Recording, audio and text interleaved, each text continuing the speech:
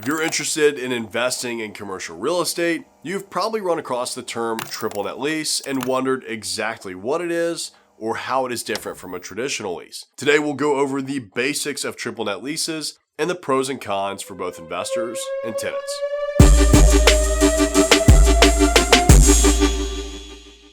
What is a net lease? In a typical commercial lease, such as a full-service gross lease, the landlord is responsible for covering the expenses associated with the property. However, in a net lease, the tenants are responsible for the majority of expenses relating to the real estate leased. These leases are referred to as net leases because the landlord nets the rent and is not responsible for spending money on expenses associated with the property. Now, there are three different types of net leases: single net, double net, and triple net leases, the most common of which is the triple net. What are the tenant's responsibilities? In a triple net lease, the tenant is not only responsible for paying the base rent and utilities, such as electricity, phones, internet, gas, water, sewage, garbage, etc., but is also responsible for three main expenses: the common area maintenance costs, property taxes, and building insurance. Though tenants are responsible for maintenance costs, the landlord generally retains the responsibility for maintaining the roof and the structural integrity of the building. Usually, base rents are lower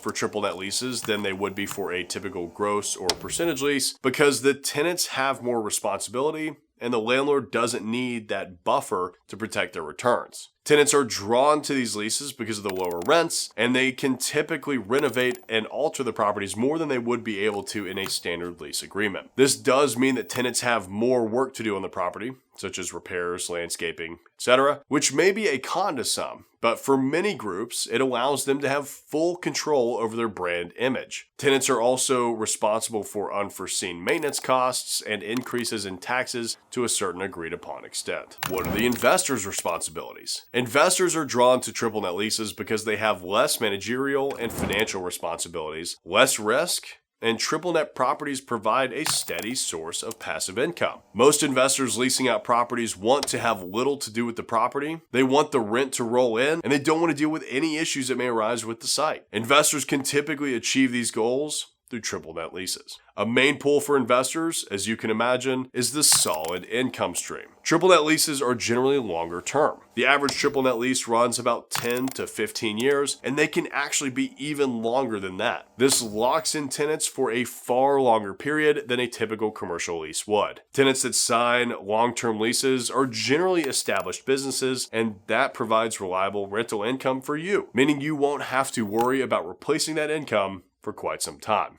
Finding new tenants every couple of years can be very cumbersome and also an expensive process. On the other hand, signing unpredictable tenants or signing a tenant that defaults can be a major con for a triple net space. Now, if you'd like to dive even further into the world of triple net leases, check out this video here.